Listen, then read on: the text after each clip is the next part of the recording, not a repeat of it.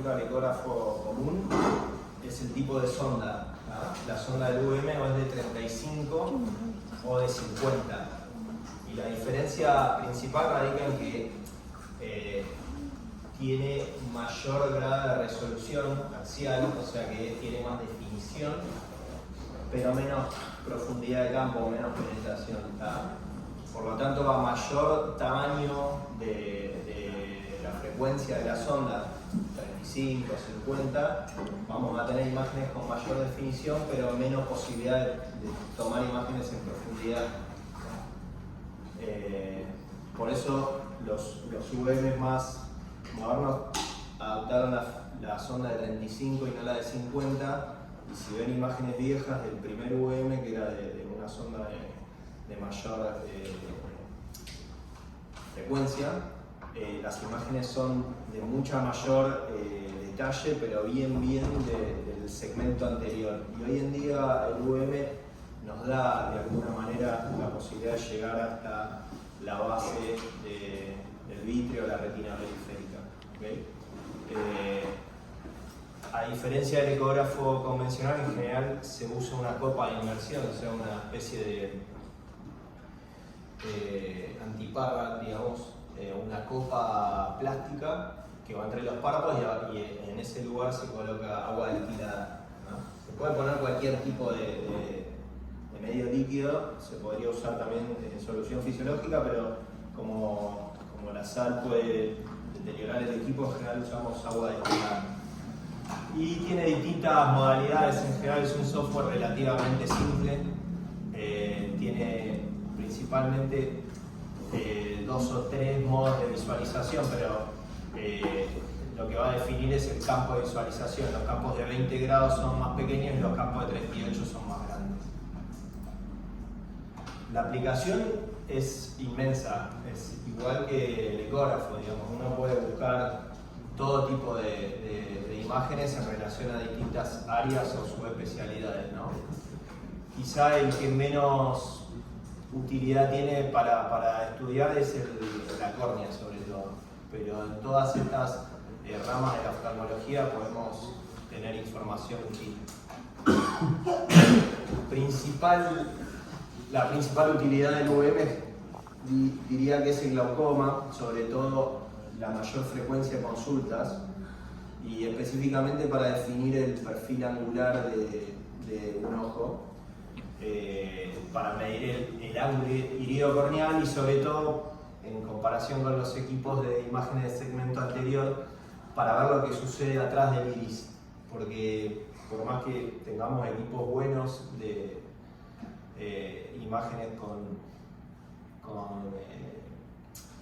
infrarrojo, ya sea OCT, cámara anterior, de distintos rangos de onda, ninguno puede atravesar el epitelio pigmentario del iris. Entonces, no vamos a saber qué tipo de configuración tiene el cuerpo ciliar, si es un iris plató o no, solo lo vamos a saber con un UM.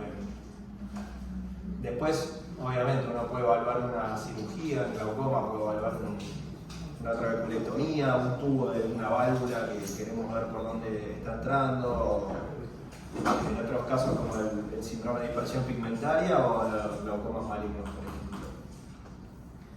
Acá hay un montón de cuestiones más técnicas. Lo más importante, digamos, que por ahí sería bueno que se puedan llevar el concepto de definir o diferenciar lo que es un bloqueo pupilar de digamos, cómo se ve un bloqueo pupilar en UVM y cómo se ve el iris plató. El bloqueo pupilar, nosotros cuando vamos a ver una imagen, lo que tenemos que ver es que hay un abombamiento del perfil del iris, es un aumento de la convexidad anterior, digamos, y una menor superficie de contacto del iris con la cápsula del cristalino. La punta del esfínter, o sea, la pupila, digamos, está tocando en un solo punto en la cápsula anterior del cristalino. Y el cuerpo ciliar no está cerrado, no está rotado hacia adelante y el surco ciliar está libre, se ve amplio. En cambio, en el iris plató lo que se ve es una rotación anterior del cuerpo ciliar, cierra el surco, entonces la raíz del iris se acerca, digamos, al trabeculado, así se cierra el ángulo, y como el iris está rectificado, la superficie de contacto entre el iris y el cristalino es mucho mayor.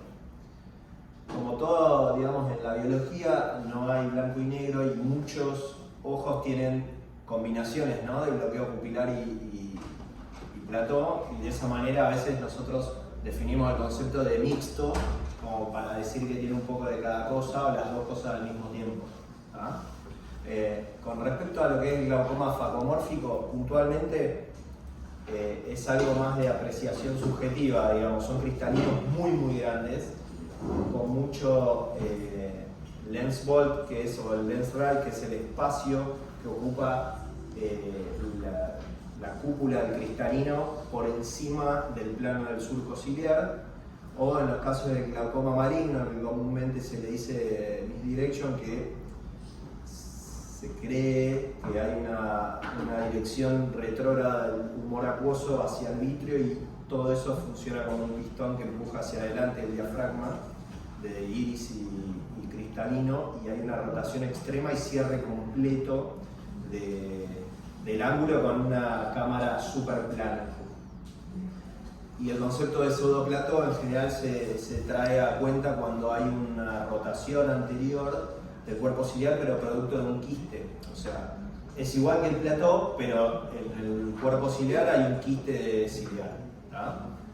Técnicamente, cuando nosotros en una gonioscopía vemos que dos o más cuadrantes no observamos el trabeculado pigmentario, lo definimos como cluible o como indicación para iridotomía. En el UVM no hay una analogía estricta, digamos, en base a cómo indicar o cómo relacionarlo con esa visualización del trabeculado, pero en general,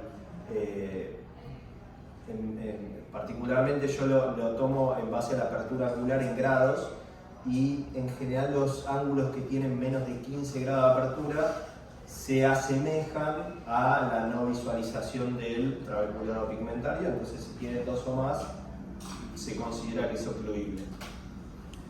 Acá hay una imagen típica de un bloqueo pupilar. Acá se ve perfecto el surco ciliar abierto, el cuerpo ciliar normal, digamos, no está rotado. Esta es el perfil angular que está bombado y la superficie de contacto es mínima. Justo acá está el número de la apertura angular, ¿ok? Pero este punto es el más importante para ubicar el espolón escleral, que ese es el punto de referencia anatómico más importante y donde nosotros tenemos que marcar dónde empieza la medición del ángulo. En cambio, acá podemos ver un típico iris plató, donde se ve que el cuerpo ciliar está rotado hacia adelante, no hay surco ciliar, está cerrado el ángulo, el espolón es este, porque en base a dónde ubiquemos el espolón, podemos pensar que está abierto o cerrado. Si el espolón fuera este, el ángulo está totalmente abierto, pero el espolón es este. Y acá se ve el iris, digamos, rectificado, no abombado, y la superficie de contacto en este caso es mayor.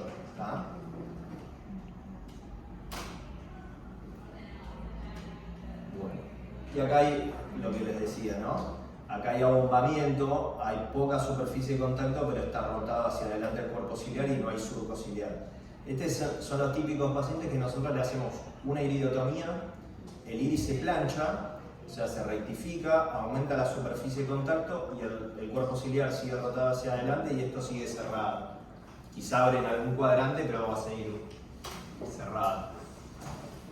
Acá, por ejemplo, a partir de ahora creo que hay algunas imágenes de casos y eso, o sea, no es tan teórico. Por ejemplo, esto es un paciente que tenía una esclerectomía profunda no perforante, una PNP, que es una cirugía de glaucoma, pero sin romper la membrana trabéculo-desemética, que es la membrana última que se ve en la cirugía de glaucoma cuando uno va haciendo la tapa, llega hasta cierto punto y en vez de entrar a cámara queda una membranita muy finita. Bueno, de esa manera no hay hipotonía y es una técnica que uno a veces usa para evitar las complicaciones de la hipotonía.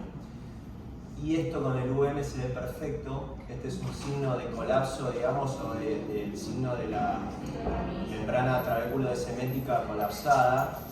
Y en general cuando uno ve esto, y acá se ve el otro ojo, ve que el lago escleral, digamos, no tiene buen lecho y no está filtrando tan bien, y con un poco de jack láser, con una goniopuntura con láser, acá se ve después del láser, cómo se hace un agujerito en esa membrana, lo mismo acá, y cómo filtra de nuevo, se arma todo el lago escleral y una ampolla más grande que pre y post, ¿no? Arriba sería pre y abajo post. Por ejemplo, acá hay un caso de previo con un glaucoma maligno. Esto parece un cristalino, pero es un lente intraocular. Debería ser un lente intraocular de un paciente muy hipermétrope, porque es súper positivo, o sea, súper grueso. Y fíjense cómo todo el cuerpo ciliar está todo rotado hacia adelante, todo, y lo que es el diafragma entero hacia adelante, y esto es después de la vitrectomía, que es el tratamiento definitivo. Acá, por ejemplo, con la UVM se ve un dispositivo de drenaje que se usó en un momento, ahora no tanto, que se llama StarFlow, que es un dispositivo supracoroideo. Y la verdad, esta es una imagen, digamos, de 20 grados, ¿no? De ángulo a ángulo, que es mayor magnificación y menor campo de amplitud, y esta es la misma, pero con menor magnificación y mayor espacio de visualización, ¿no? Y esto es muy útil para ver si está bien colocado. Este dispositivo es enorme, la verdad es un poquito más chico que una válvula, pero es grande, y se coloca como si fuera una hoja en un sobre entre la esclera y la coroides, que acá se ve muy bien, y a veces tiene complicaciones y podemos hacer un desprendimiento coroideo, y con el UVM se controla bien.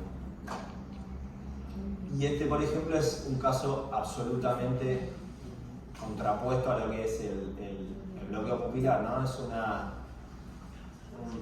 característica, una configuración tipo de síndrome pigmentario. Si esto después genera un daño en el nervio óptico, aumento de la presión, será un glaucoma pigmentario. Pero lo que se ve es todo lo contrario, se ve una concavidad anterior o una convexidad posterior, pero se le dice concavidad anterior, con un aumento de la superficie de contacto entre el epitelio pigmentario y la cápsula anterior y la zónula, ¿no? Hay aumento de la superficie iridosonular e iridocristalineana. Bueno, eso como un pantallazo así en lo que es glaucoma. Y ahora, quizá esta parte de la charla es la que más me gusta o más hago yo, que tiene que ver con la cirugía de catarata, del segmento anterior. Para lo que es catarata o cirugías con lentes intraoculares, nosotros usamos el UVM tanto como preoperatorio como para posoperatorio. Podemos evaluar una catarata traumática, una catarata polar posterior, o cataratas blancas, o cataratas con pseudoexfoliación, o después de una cirugía podemos necesitar la UVM para evaluar bloqueos capsulares, glaucoma maligno, lentes mal posicionados, restos capsulares si hay afaquia, o lentes dislocados. Siempre que hagamos un UVM después de una cirugía, tenemos que esperar por lo menos 7 días, ¿sí?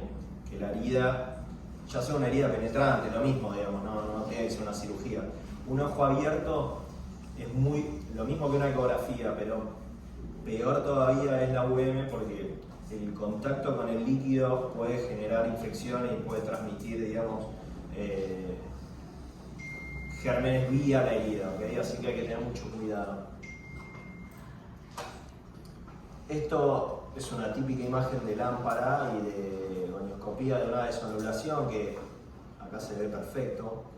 Uno, teniendo este paciente dilatado, no dudaría que después de un traumatismo por pseudoexfoliación está desonulado, pero a veces no tenemos esta imagen. A veces el paciente no dilata, o a veces lo que dilata no nos da a sospechar, o nos cuenta que se golpeó. Entonces la UVM es fundamental. Acá se ve un segmento anterior normal, ¿tá?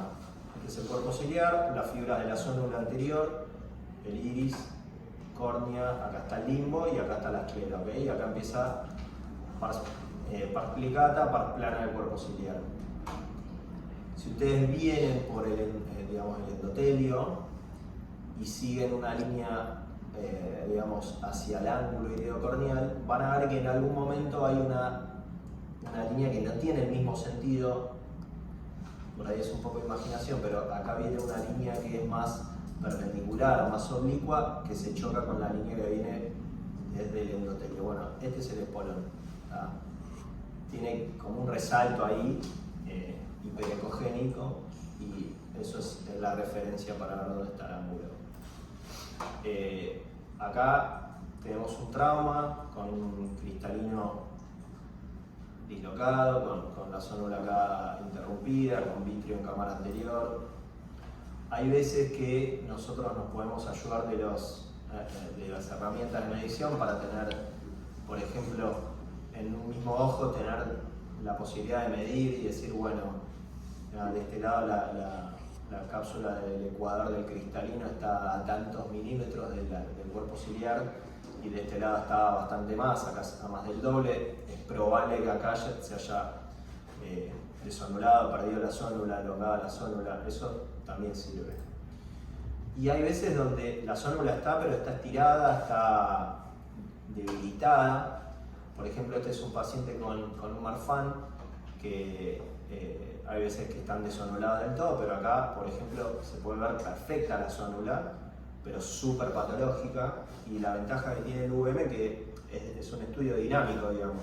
El que lo está haciendo lo ve y ve la donesis, o sea, mientras estamos haciendo el estudio se ve como tiembla el cristalino, como tiembla el iris también, ¿no? La irido y la facodonesis se ve perfecto.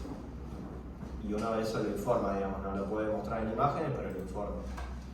Y acá, por ejemplo, tenemos el caso de un lente dislocado, ¿tá? Y la ventaja que nos da el UVM es que el paciente, al estar acostado, muchas veces los pacientes cuando consultan después de años por ahí se golpearon, pero por ahí no, por ahí tienen pseudoexfoliación o por ahí tienen unas miopías patológicas y la zónula es patológica y de a poquito van perdiendo sostén. A veces consultan y lo que refieren es que al levantarse ven peor y que a lo largo del día va mejorando. Y lo que sucede es que están acostados, sí, no sé, 6 o 8 horas, la lente se luxa completamente, se pone quizá vertical, y entonces al despertarse es como si estuvieran afáquicos. Entonces, depende de qué lado esté enganchada la lente, por ahí estar enganchada a la 12, y con el tiempo, estando parado, se vuelve a su lugar y después recupera la visión. El hecho de estar acostado muchas veces pone de manifiesto eso, que en la lámpara uno ve que la lente está bien y por ahí no entiende qué pasa. Y otra cosa útil es que si el día de mañana nosotros tenemos que hacer algún procedimiento en el quirófano, la posición de la camilla del quirófano es la misma que la posición de la camilla del UVM, entonces las cosas van a tener la misma referencia. Si se luxa para un lado, en el quirófano va a pasar lo mismo. Acá hay más lentes dislocados, luxados. Acá hay una lente que está subluxada, pero antero-posteriormente de manera simétrica. Acá hay lentes directamente, lo que decíamos, pacientes que por ahí en la lámpara le vemos el lente y cuando se acuesta no está, y cuando buscamos un poco está colgando de un cuadrante. Este paciente tenía un anillo y está totalmente colgando a 6 milímetros del iris. Y gracias al UVM uno por ahí tiene la referencia de ir a buscarlo por un punto fijo, digamos, donde está suspendida, o el anillo, ves que acá se ve que el paciente además tenía un anillo de tensión y se puede levitar y suturar, y eso nos ayuda mucho, da la referencia, digamos, topográfica correcta para ir a buscarlo. Así que en ese sentido es súper útil. En relación por ejemplo, a las cataratas polares posteriores, si uno ve imágenes, en general son bastante diversas, pero muchas veces no sabemos si están atravesando la cápsula, si tienen rota la cápsula los pacientes, si no la tienen rota la cápsula. Y con la UVM podemos llegar a tener una imagen un poco más concreta, ¿no? Acá se ve la cápsula posterior totalmente íntegra, en este otro caso también. En estos casos por ahí es un poco más dudoso, a veces esto puede ser sombra acústica, porque acá justo coincide que esta zona es más hiperecogénica y acá puede haber sombra acústica, pero tranquilamente puede estar discontinua acá la cápsula. Pero por ejemplo, en este caso directamente ya sabemos que está rota la cápsula, porque si uno traza el perfil de la cápsula posterior, la mitad de la catarata está pasando el plano de la cápsula posterior. Y ya de por sí saber eso antes de empezar la cirugía es fundamental. Hasta quizá uno por ahí arranca con un trocar atrás y está más tranquilo. Eso es importante.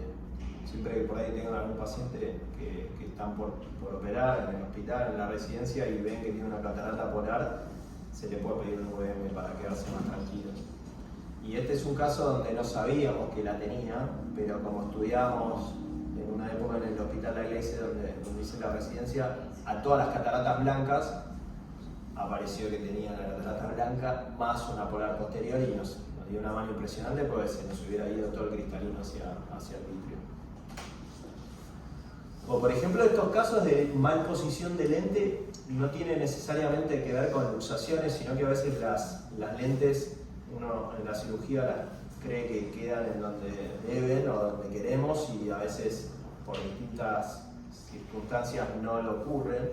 Este era un paciente que se lo venía estudiando por cuadros, digamos, de hipertensión e inflamación.